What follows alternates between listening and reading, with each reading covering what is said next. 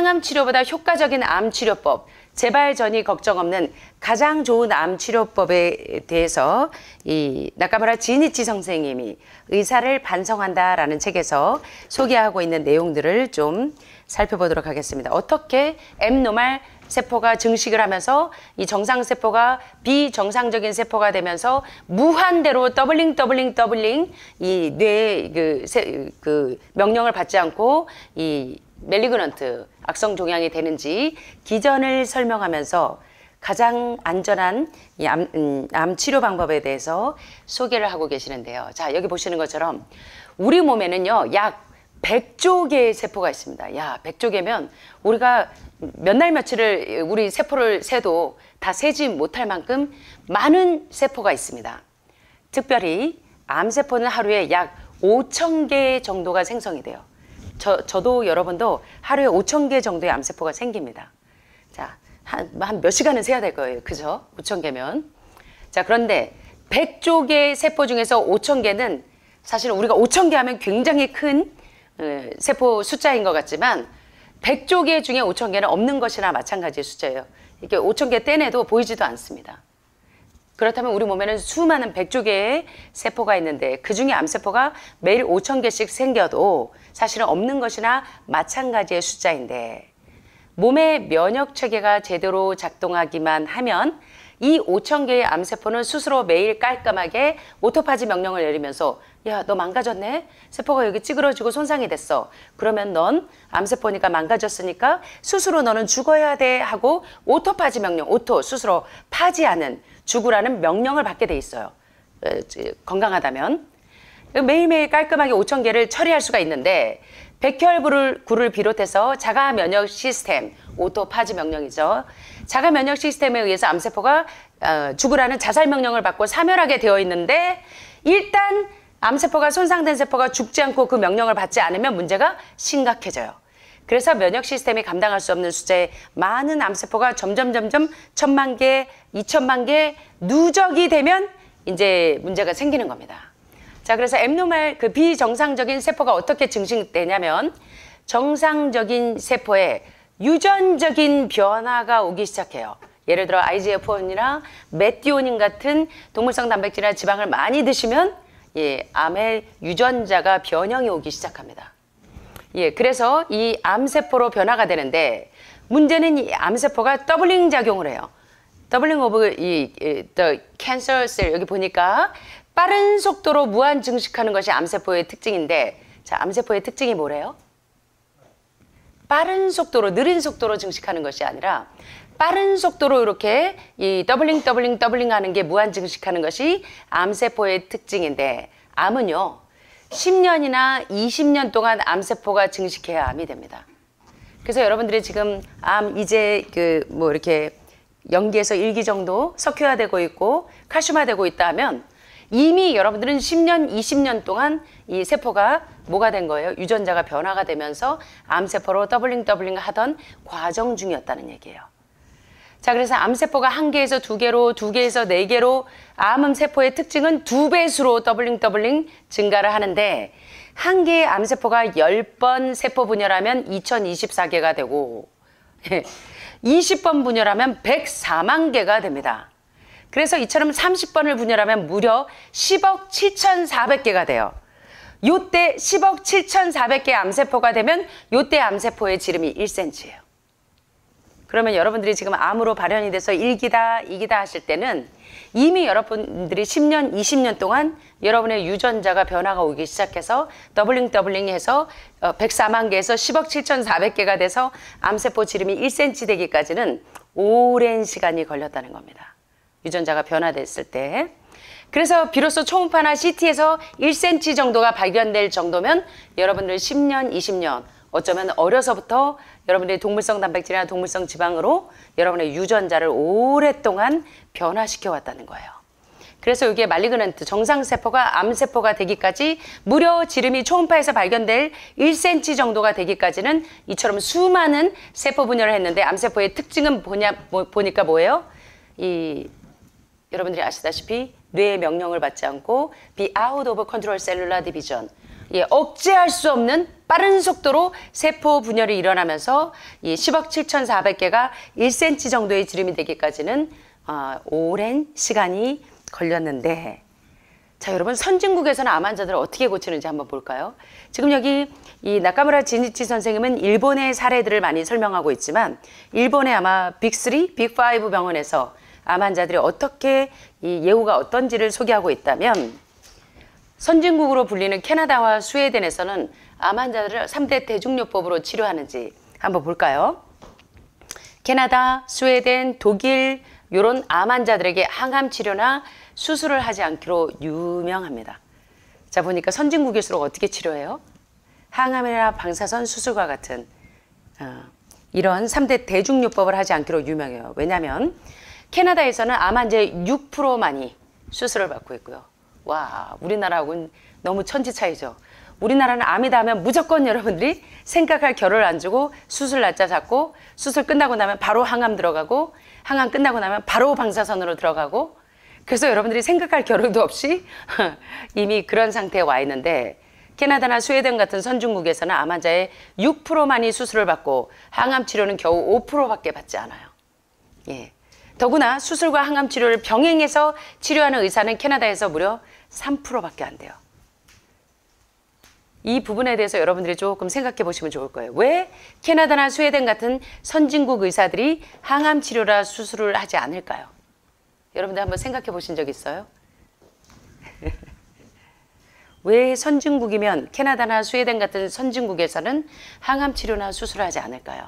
그 이유는 너무나 간단한데요. 자, 여기 보시니까 우리 한번 같이 읽어볼까요? 수술, 항암, 방사선 등은 암을 치료하는 것이 아니기 때문이다.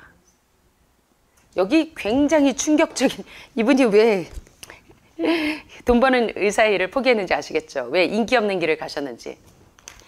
자, 보니까 수술, 항암, 방사선은 암을 치료하기 위해서 여러분들이 수술을 하시고 항암을 하시고 방사선을 했는데, 여기 보니까 수술이나 항암, 방사선은 암을 치료하는 거래요? 암을 치료하는 것이 아니래요? 이거 안 보이세요? 암을 치료하는 것이 아니기 때문입니다. 연구 결과 그 치료 효과가 입증되지 않았고, 오히려, 자, 이게 심각한 거예요. 오히려 뭐라고요? 수술, 항암, 방사선은 암세포의 전이와 재발을 촉진하고 있다는 것을 잘 알고 있기 때문에 캐나다와 스웨덴의 암 전문가들은 3%밖에 수술, 항암을 안 하고, 환자들도 6%밖에 항암이나 수술을 하지 않는다는 거예요. 그래서 이제 여러분도 좀 선진국다운 이런 눈이 좀 뜨이셔야 된다는 거예요. 왜냐하면 수술, 항암, 방사선을 받지 않는 이유는 암을 치료하는 것이 아니라 오히려 암세포를 전이시키고 재발을 촉진하고 있다는 것을 잘 알고 있기 때문에 의료인들이 환자들에게 권유하지 않는다는 것입니다.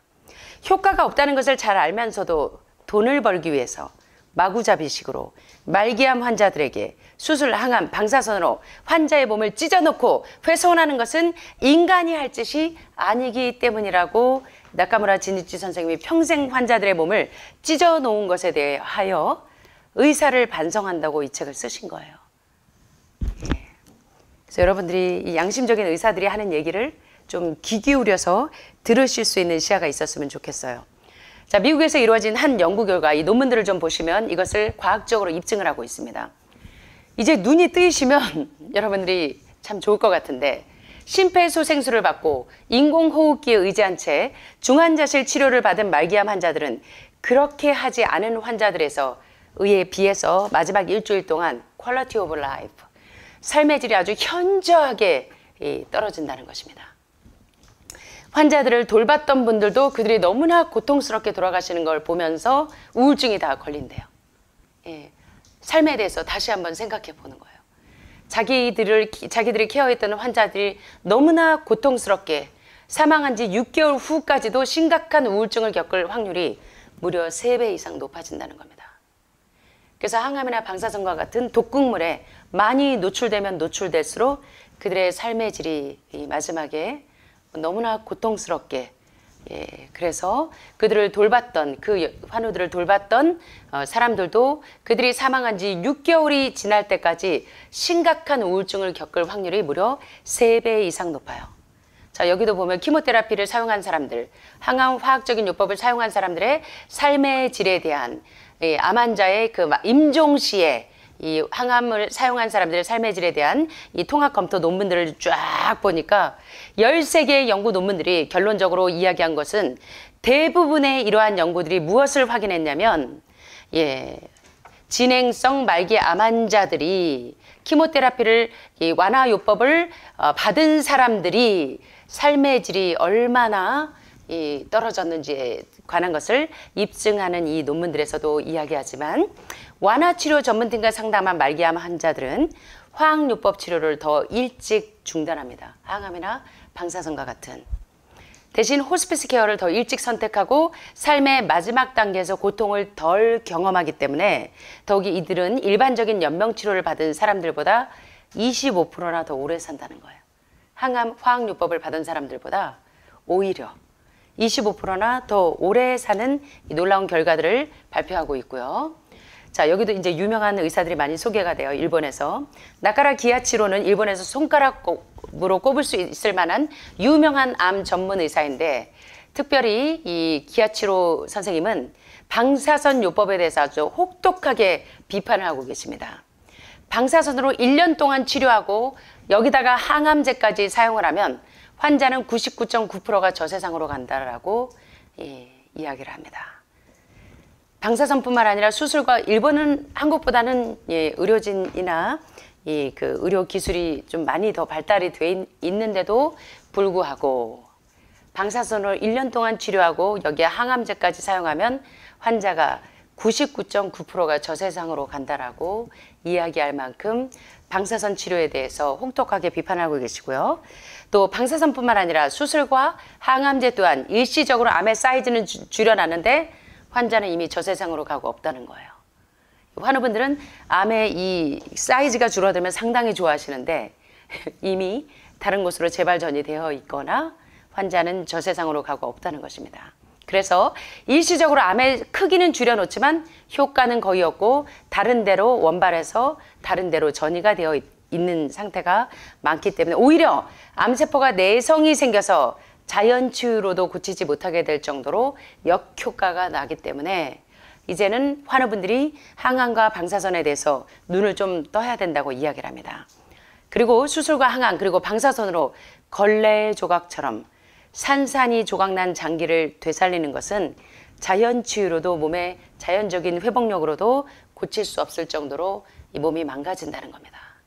여러분 이미 이제 항암 방사선을 오래 하신 분들은 이제 말기가 돼서 이미 경험들을 하시고 계시기 때문에 이게 무슨 얘기인지 너무나 잘 아실 거예요.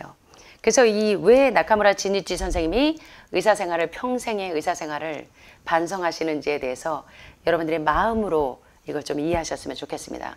그러면서 말씀하시기를 분명히 말씀드리지만 오늘날까지 암치료제는 없습니다.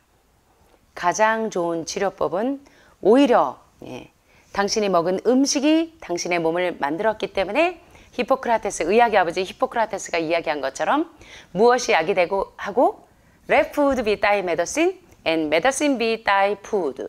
음식이 뭐가 되게 하고 약이 되게 하고 약이 뭐가 되게 하라? 음식이 되게 하라. 그래서 가장 좋은 치료법은 오염되어 있는 식생활에서 벗어나서 그래서 하버드 의대가 식생활 치료법이에요. 라이프스타일 메더신으로 최고의 의과대학에서 이제는 환자들을 근본적인 치유를 하느라 레디칼 리미션에서 켈리 터너 박사가 소개한 것처럼 가장 좋은 치료법은 오염되어 있는 식생활에서 벗어나서 온몸을 해독하는 겁니다. 내 몸을 깨끗하게 만드는 것이 가장 좋은 치료법이라고 나카무라 진이치 선생이 이 책에서 소개를 하시면서 채식과 저지방 채식으로 이 암의 원인이 되는 IGF-1이나 메티오닌과 같은 동물성 단백질과 지방에 의해서 여러분들의 혈액의 콜레스테롤 수치가 올라가고 콜레스테롤 수치가 올라가면 따라서 담석과 결석이 많아져서 암덩어리를 분해해 보니까 지방과 콜레스테롤 덩어리인데 그 지방과 콜레스테롤 가운데 있는 가장 많은 세균들인 기생충이나 300종이 넘는 기생충들과 신장에 있는 키드니 스톤들, 간과 담낭의 기능이 떨어져서 여러분의 유해물질이 들어와도 해독할 수 없어서 그것이 점점 그 플라그들이 점점 석회화돼서 칼시노마, 암이 되기까지 그 모든 과정들을 이제 여러분들이 이해하시면서 여기서 소개되어 있는 일부에서 소개되어 있는 암 생존자들의 증언에서 여러분들 보신 것처럼 암 승리자들의 증언에서 막스 거슨 테라피가 두 가지 요법으로 환자를 치료하는데 바로 한쪽은 해독과 한쪽 꼭지는 영양이에요. 그래서 해독과 영양을 드라마틱하게 맞춰주면 오히려 항암 방사선 수술로 온몸을 갈기갈기 찢어놓는 것보다 훨씬 더 효과적으로 여러분 몸에 있는 자연 치유력으로 회복을 할 수 있다고 이야기하는 겁니다. 그래서 채식과 단식을 통해서 깨끗한 음식으로 몸속의 독소와 노폐물을 제거하는 것. 그래서 암 전문가들이 한 유명한 얘기가 캔서, 한번 따라해 보실까요? Detox is the answer. 암 뭐가 답이다? 디톡스가 답이다. 해독이.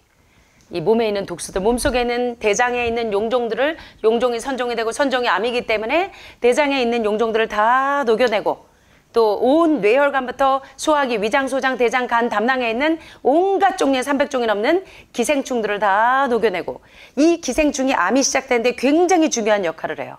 그래서 기생충들을 다 녹여내고 또 신장과 간은 우리 몸에서 유해 물질이 들어오면 신장에서 여과를 정수기도 여러분들은 3개월마다 필터를 교체하시면서 우리 몸에 가장 중요한 정수기 역할을 하는 신장의 키드니 스톤들이 계속 생기도록 할 것이 아니라 신장을 계속 청소를 하셔서 신장에 결석이 생기지 않고 또 신장이 깨끗해야 필터기가 잘 돌아가야 유해 물질이 들어오면 여과를 잘 시켜서 간에서 담낭에서 해독을 할 수가 있는데 간과 담낭이 해독을 못하면 간은 질병의 관문인데 간이 무너지면 여러분들이 모든 이 유해 물질들이 다 몸 안으로 들어가요.